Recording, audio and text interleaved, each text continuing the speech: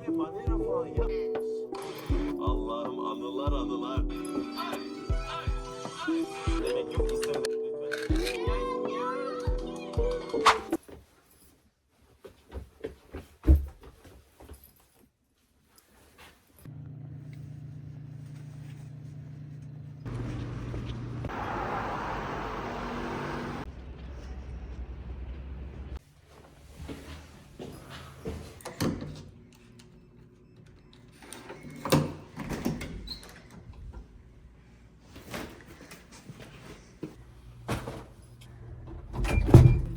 Arkadaşlar herkese merhaba. Kore'deki evime hoş geldiniz. Görmüş olacağınız gibi daha valiz duruyor. Hiçbir şey yerleştirmedim. Etraf savaş alanı gibi çok pis ev. Dün akşam geldiğim için. Ve üzerine 4 saatlik uyuyup okula gidip deneme sınavına girdim. Sırf onun için geldim. Sıkıntılar yaşadım. Neyse. Hızlıca Kore'ye geldiğim için plansız bir şekilde bir iki gün sonrasına gelecekken direkt dün geldim. O yüzden sıkıntılar. Türkiye'de çoğu şeyimi unutmuşum. Bu arada ben Türkiye'de de bayağı 1,5 ay falan kaldım. İlk defa bu kadar uzun süre Türkiye'de kaldım. O yüzden evde hiçbir şey yoktu. Dün geldim, bütün buzdolabını boşalttım. Çok kötü olmuş. Anlatmak daha istemiyorum ama açık bir tane sütüm vardı ve onu buzdolabını bir açtım. Onun bir kokusu üfledi. Neyse. Kısaca birkaç eksik şeyim vardı. Daiso'ya gittim. Bir şeyler aldım. Bir de markete gidip alışveriş yaptım. Alışveriş de değil aslında. Sadece bugünlük yiyeceğim şeyleri bir baktım.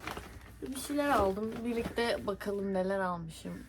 Bu arada arkayı maruz görün. Çünkü temizlemeye çok üşendim. Sonra temizleyeceğim arkadaşlar. Dağınık gözüküyor. Önemli mi? Değil. Sonra temizleyeceğim hepsini. Çoğu şeyi makineye attım.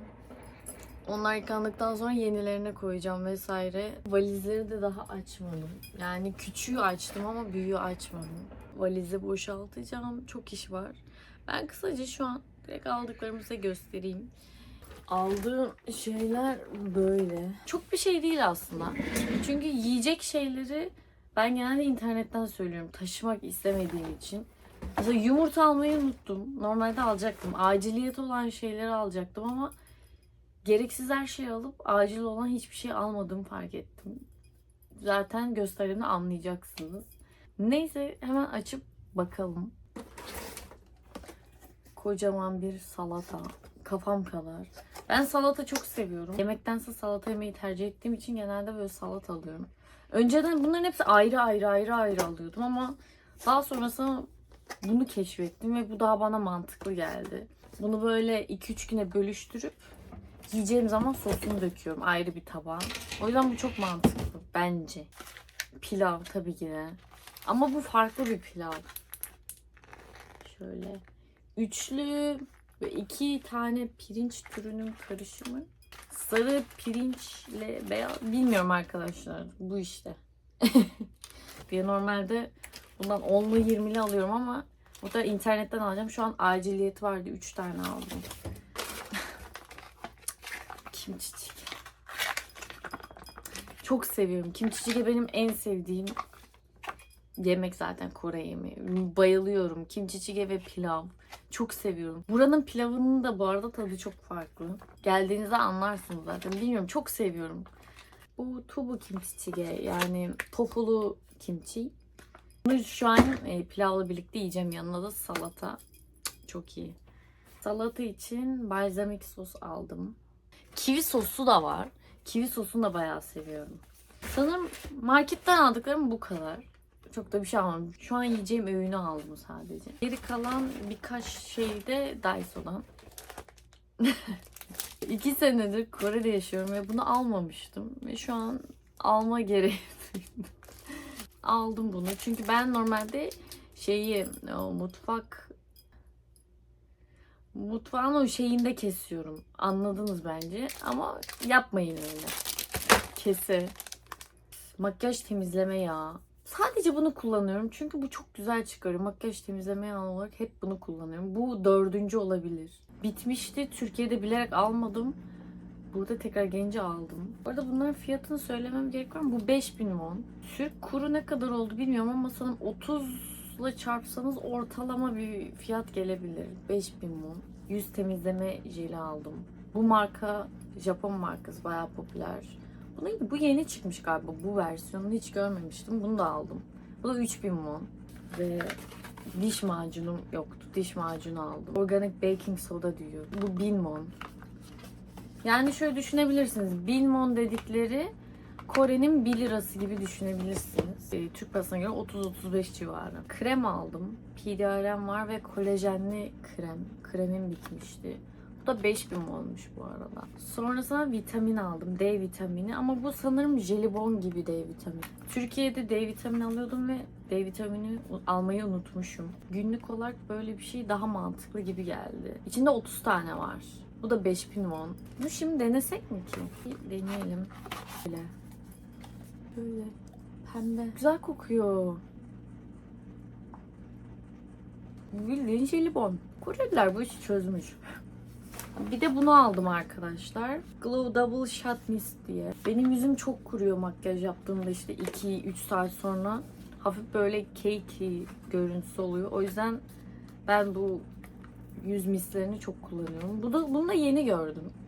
O yüzden aldım. Bu arada bunun fiyatı 5000 won. Böyle bir şeymiş.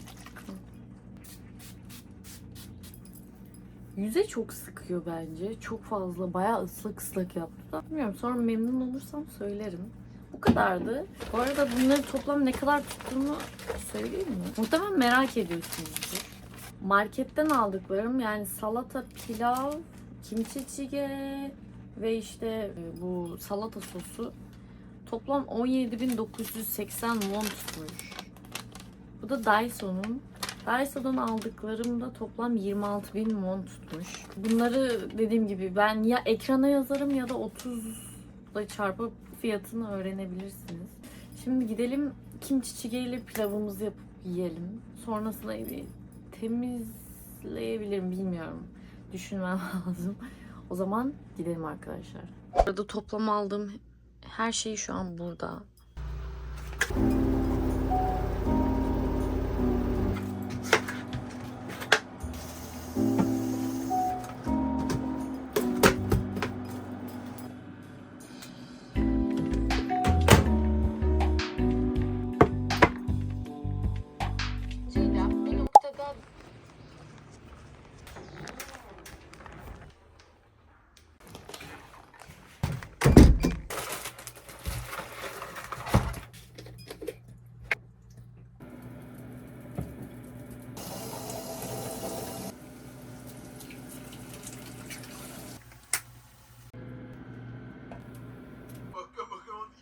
Oyuncak çok şüphe çektirir. Arkadaşlar, yemeğimi yedim, hazırlandım. Alnımda kocaman şurada bir şey var. Görmüyor olabilirsiniz. Hazırlandım şimdi. Dışarı çıkacağım. Müzeye gidebilirim. Oradan da belki kafeye falan gidip bir şeyler yapacağız. Bakalım. Arkadaşımla buluşacağım bu arada. Gidelim o zaman. Makyajım böyle oldu.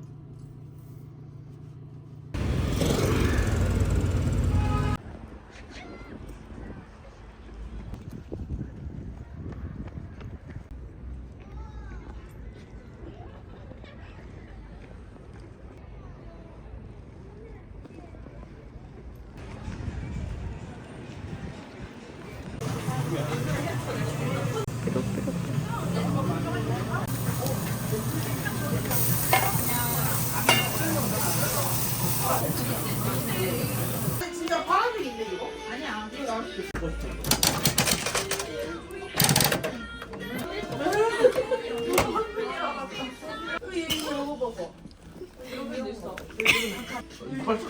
이러면 소리가 나.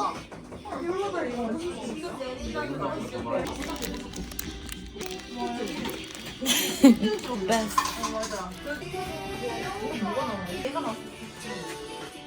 아, 나 이거 갖기 싫다고.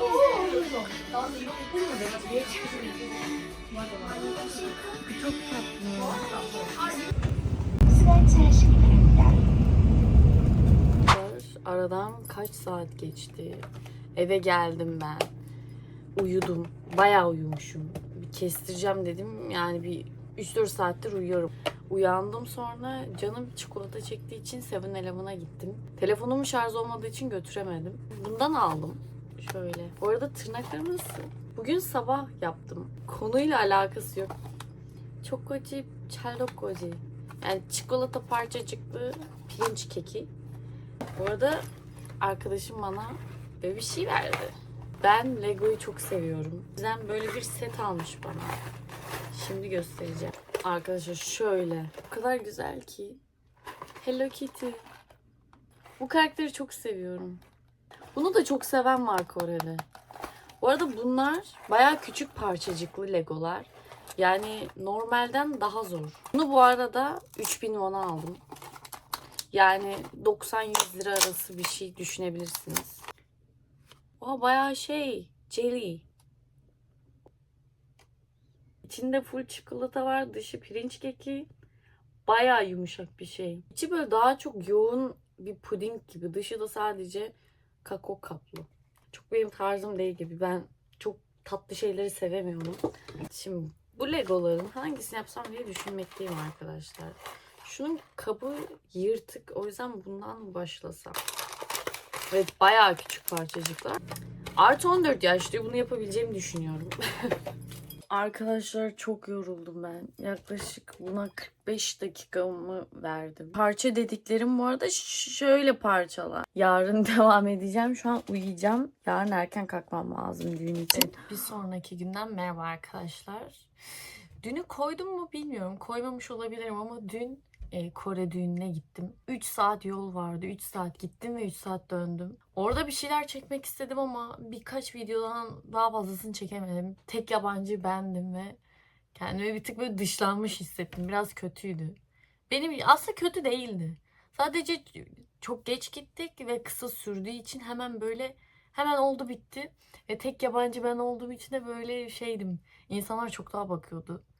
En azından ben öyle hissettim. Hani bu kız burada ne arıyor diye böyle bir düşündüler bence böyle. Neyse, güzeldi. Bu arada Seul'de değildi. Seul'den farklı bir yerdeydi. Seul'ün daha aşağısında, ortalarda bulunan bir yer.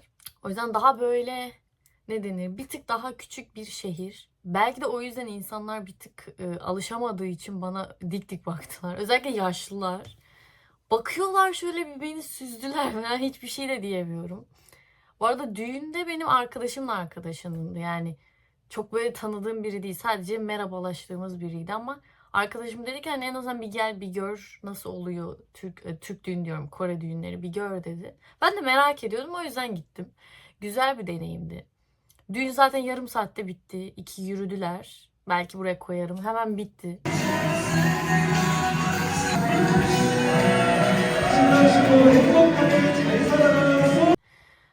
Sonrasında düğün bittikten sonra düğünün hemen o aynı salonda, düğün salonundan çıkıp aynı binada böyle açık yemek yeme yeri var. Açık mutfak mı? Neydi o? Açık mutfak. İşte oraya gidiliyor. Orada bir sürü çeşit yemek vardı. Hepsinden yedik. Tabii bu arada onun içine yemek parası ödeniyormuş. Ben bilmiyordum.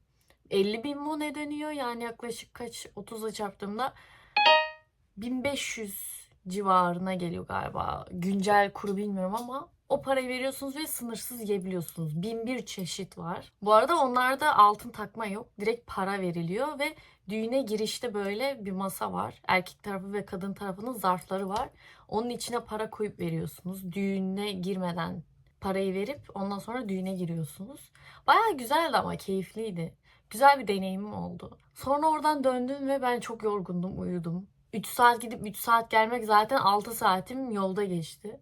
Sonra uyudum tabii. Bugün de ertesi gün. Ertesi gün olduğu için bir Olive Young'a gideceğim ve Daiso'ya da gideceğim. Yine gitmem gerek. Böyle ihtiyaçlarımı küçük küçük almaya çalışıyorum. Çünkü bir anda alınca onu taşımak çok zor oluyor.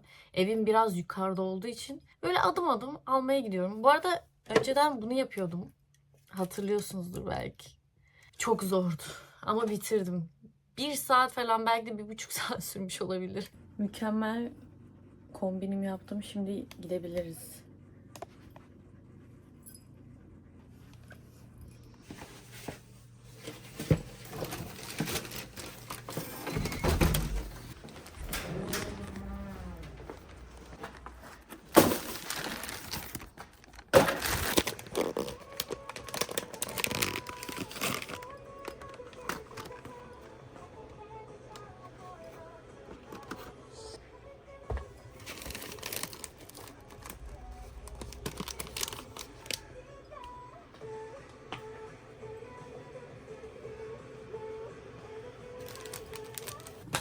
yine böyle bir şeyler aldık. Bu vlog böyle birazcık alışveriş gibi oldu. Neyse olsun. Ben böyle şeyleri izlemeyi seviyorum. Belki siz de seviyorsunuzdur diye çekiyorum. Bir ihtimal. İlk Daiso'dan aldıklarıma geçeyim. Çok bir şey almadım ama 3000 won'a kilolu çorap almışım. Gitme sebebim nasıl amacı buydu. Çamaşır yıkama şeysi bitmişti. Bunu direkt atıp yıkayacağım galiba. Burada öyle diyor. Orada alırken baktım öyle. Umarım öyledir. Çok önemli bir şey bu. 2000 won. Bu yüzümüzü falan yıkarken buradan sular akıyor ya. Bu onun için. Yüzümüzü yıkarken buradan su akmasın diye böyle bir şey. Ha bir de bunu aldım arkadaşlar. Bu kahverengi göz altı çizgisi için. Bunu almak istedim. Bu da 2000 won. Oradan Olive Young'a gittim. Olive Young'da bayağı bir şey baktım ama genel olarak ben Olive Young'dan çok alışveriş yapan biri değilim. Biraz bence pahalı. Bu sefer bunu aldım. Makeup Multi Cream diye. Bunu orada denedim. Bayağı güzeldi. Bunu 10.000 won'a almıştım galiba. Evet 10.000 won'a aldım bunu. Gözüküyor mu? Bayağı aşırı güzel parlatıyor ve mükemmel. Ondan sonra bir de markete gittim. Kokumu aldım. Türkiye'de de tatlı patates denedim. Tatları çok farklı. Ya sanırım bunun çeşitleri var. Türkiye'deki Kore'deki olan çeşitten değil bence. Çünkü buradakinin tadı çok farklı. Tamamen kestane tadı ama Türkiye'de çok tadı yok bence. O yüzden bunu aldım. Bunu bayağıdır aşeriyordum. O kadar uzun zamandır istiyordum ki. Bunu şimdi yapacağım. Böyle atıştırmalık olarak yiyorum. Hem de iyi. Güzel oluyor. Bazen akşamdan böyle bunu suya kaynatıyorum. Sabah işe falan gitmeden önce hemen yiyorum falan. Güzel oluyor. Bu kadardı arkadaşlar. Bu arada ev sahibine, aşağıda ev sahibi evi temizliyordu. 2 tane lokum verdim. Süslü lokumlardan. Böyle lokum almıştım. Böyle şekilli şukullu. Bundan 2 tane güzel resimli olanlarından verdim. Çok mutlu oldu ya. Bu kadar mutlu olacağını bilseydim biraz da bir şeyler verirdim. Ama yoktu. Çay vermek istedim de poşet çayım açıktı. Yani şimdi kadına gidip yarım açılmış çayı da veremem. Ayıp olur. Vermedim. Neyse 2 tane bundan verdim. Çok beğendim. Çok teşekkür etti. Rica ederim. Bunu izliyorsan. Eminim ki izliyorsan. Krem sürdüğümle sürmediğim arasında bayağı fark var. Umarım makyaj altında da böylesindir. Aşırı nemli duruyor. Arkadaşlar ben size demeyi unuttum. Yarın Jeju'ya gidiyorum. Okulum açılmadan gidip böyle bir gezmek istiyorum. Çünkü okul açıldığında yoğunluktan muhtemelen bir yere çıkamayacağım. O yüzden çantamı da hazırlayacağım. Sırt çantasıyla gidip geleceğim. 2 gece 3 gün civarı. Bu vlogdan sonra Jeju'ya özel bir vlog gelecek. Onu da takip edebilirsiniz. Videomu beğenirseniz çok sevinirim. Teşekkür ederim. Bay bay. Sağda adam. Öyle bir şey varsa görürüz. Açalım mı abi? Aç gelsin.